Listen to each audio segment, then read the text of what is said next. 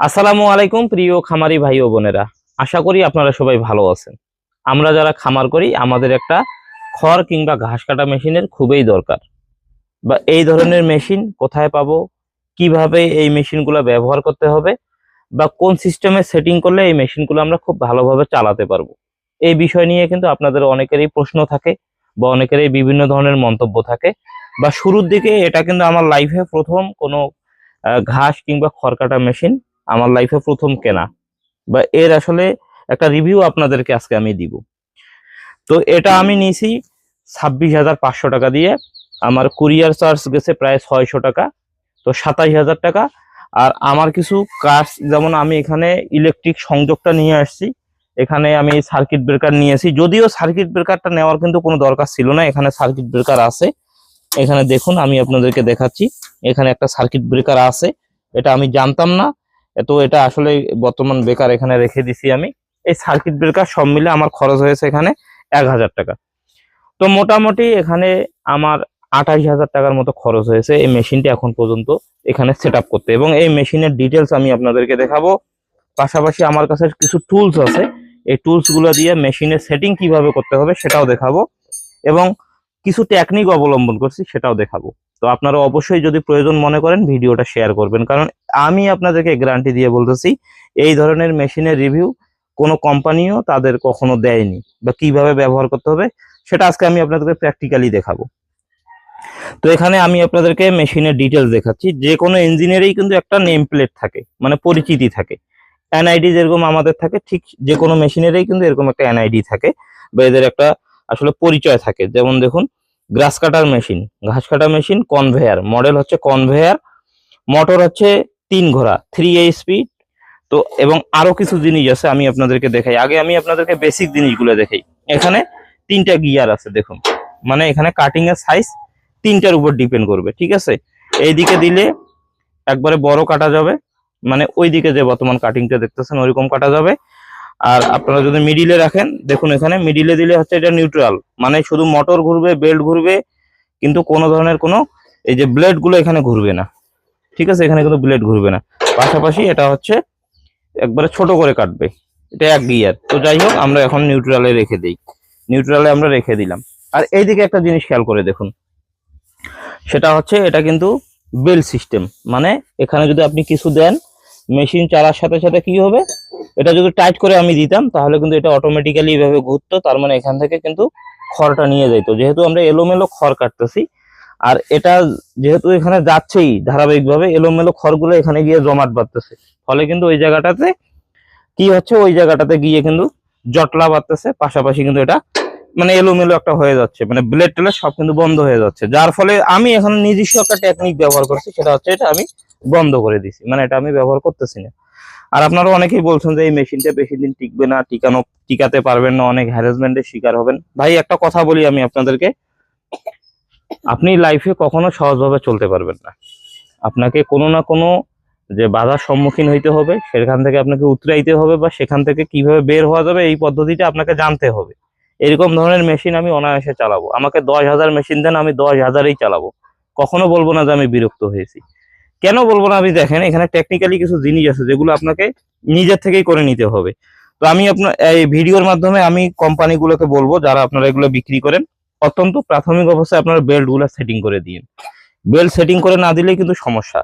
এখন belt setting আপনারা কিভাবে করবেন, সেটা হচ্ছে যে এখানে দেখুন এই বেল্ট গুলা, এখানে কিন্তু এটা মোট কথা যে চিপিং ভাবে, মানে এটা কাটবে, যে এটাকে মানে চিপায় ধরে কাটবে। দেখুন এই যে দেখুন, মানে এই যে ব্লেডের মাথা এখানে লাগতেছে, দেখুন এই দিকের ব্লেডের মাথাটা, এই দিকে একটা সমান একটা পাত আছে, ঠিক আছে, লোহার পাত আছে, এই জায়গাটাতে এই ব্লেডের যে মাথাগুলো আছে এগুলা কিন্তু লাগবে, ঠিক আছে, এরকম ভাবে লাগবে। এই যে লাগতেছে, এইটা লাগতেছে, দেখুন এটাও লাগতেছে, এটা লাগতেছে, এটা লাগতেছে, তার মানে কি এই কাটিং যেগুলো আছে কাটিং গুলা ভালোভাবে হবে, এটা লাগতেছে।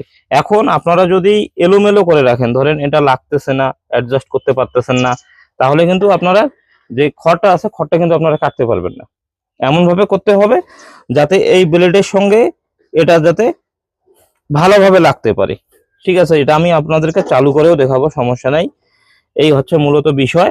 আর যদি দেখেন যে এটা লাগতেছে না, তাহলে আপনারা যেটা করবেন সেটা হচ্ছে যে, যেহেতু লাগতেছে আমি আর টাইট দিচ্ছি না, আমি আপনাদেরকে দেখাচ্ছি না। যদি দেখেন যে লাগতেছে না, তাহলে যেটা করবেন, এই যে একটা দুইটা তিনটা, এই তিনটা বোল্ট দিয়ে যেটা করবেন সেটা হচ্ছে যে এই তিনটা বোল্ট দিয়ে শুধু এখানকার আপনারা লেবেলটা করে নেবেন, এখানকার লেবেলটা করে নেবেন, যে এই লোহার পাতের কিন্তু একটা লেবেল করে নেবেন। তারপরে যে জায়গায় বেশি লাগতেছে বা কম লাগতেছে ওটা আপনারা অ্যাডজাস্ট করে নেবেন। এই যে নাটগুলো যে আছে দেখুন, নাট এবং বোল্ট যে আছে, একটা দুইটা তিনটা চারটা, এই চারটা আপনারা বেশি টাইট দিবেন বা লুজ দিবেন, লুজ দিয়ে কিন্তু আপনারা এই জায়গায় এটা একটা সমন্বয় করে নেবেন। কিচ্ছু নাই, এটা একেবারে সহজ একটা জিনিস। আর নতুন আমি এখানে একটা জিনিসই ব্যবহার করছি, সেটা হচ্ছে যে যারা মেশিন আবিষ্কার করছে তাদের থেকে একটু বেশি বুঝছি, সেটা বুঝছি এইটাই যে এটা আমি বেলটা বন্ধ করে দিছি। কারণ এই বেলটার কারণেই আমার মেশিন আমি প্রথমে চালাইতেই পারিনি। খড় এলোমেলো খড় সহ একবারে যাচ্ছে, ওটা আর ঘুরতেই পারতেছে না, এত পরিমাণ এখানে জটলা বাড়তেছে। তো এটা বন্ধ করার পর থেকে কিন্তু আর কোনো সমস্যা হচ্ছে না, এটা হচ্ছে একটা বিষয়। আর এখানে চাকা থেকে শুরু করে এগুলো যা যা দেখতেছেন সবই দিবে।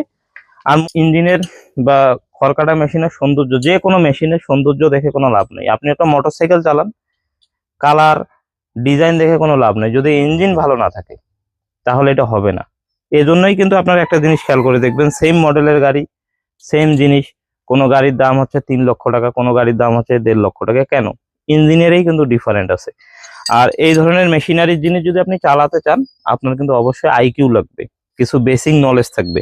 এখন আপনারা অনেকে আমাকে মন্তব্য করছেন যে এই মেশিন কিনছি মানে আমি নাকি বলতেছে মারা খাইছেন।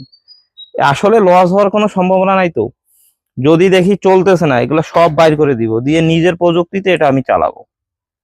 মানে এই ধরনের কাজগুলো আমাকে ভালো লাগে, এটা কোনো ব্যাপারই না। তো যাই হোক, এখন আমরা একটু চালাই দেখি যে কি অবস্থা। তার আগে আমরা দিয়ে দেই। আর যখন আপনারা গিয়ারটা চেঞ্জ করবেন, এখানে দেখুন, যখন আপনারা গিয়ারটা চেঞ্জ করবেন তখন এই জায়গাগুলোতে অবশ্যই এইভাবে ইয়া করে দিবেন, ঠিক আছে? এইটা একটু নাড়াচাড়া করলে আপনারা গিয়ারগুলো বসাইতে পারবেন, এই যে গিয়ারগুলো বসাইতে পারবেন, এটা হচ্ছে বিষয়। তো যাই হোক, আমরা 3 নম্বর গিয়ারে দিয়ে দেই, এই 3 নম্বর গিয়ারে দিয়ে দিলাম। এখন আমরা কাটবো। তার আগে এখানে আমাদের একটা কুকুর ছানা আছে, এটা আমরা রাখছি, যা যা এটাকে দূরে পাঠিয়ে দেই। এখন আমরা কাটবো, আপনারা দেখুন খুব স্মুথলি কাটা যাবে, কোনো ব্যাপারই না। এটা এটা দিয়ে দিব এখানে।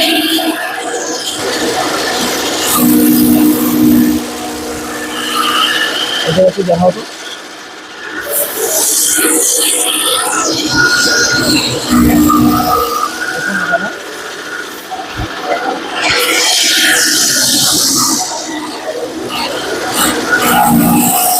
আপনাদেরকে কিন্তু কাটিংটা দেখাইলাম, এখন আসুন দেখি কিরকম কাটা যাচ্ছে আর ব্লেডের কি অবস্থা। এগুলা যখন আপনার ধার দিতে হবে, তখন কিন্তু আমরা যে কোনো কাটিং মেশিন, যে গ্রাইন্ডিং মেশিন গুলো আছে সেগুলোতে কাটিং ব্লেড লাগানোর পরে এগুলা ধার আমি নিজে বাড়িতেই দিতে পারবো।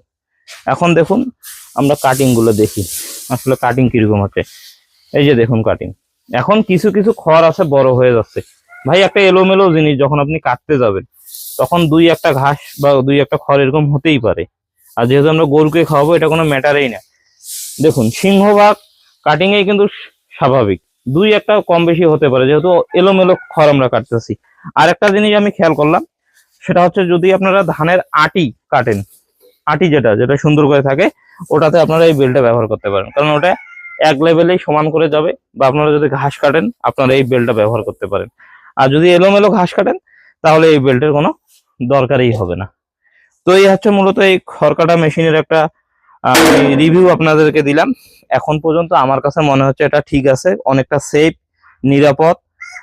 এই হচ্ছে বিষয়, এখানে অ্যাক্সিডেন্ট ঘটানোরও কোনো সম্ভাবনা নেই। অনেকেই আসলে একেবারে ন্যাংটা যে একটা ব্লেড ঘুরে থাকে 2-3টা, ওগুলাতে ভাই আমার ভয় লাগে, যার কারণে ওগুলো আমি কিনি নেই।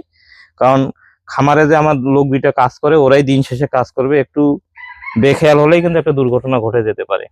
আমি চাচ্ছি না এমন কিছু হোক, অবশ্যই আপনারা দোয়া করবেন। এই হচ্ছে মূলত মেশিনের রিভিউ, কেমন হয়েছে অবশ্যই জানাবেন। সবাই ভালো থাকেন, সুস্থ থাকেন, ধন্যবাদ সবাইকে, আসসালামু আলাইকুম।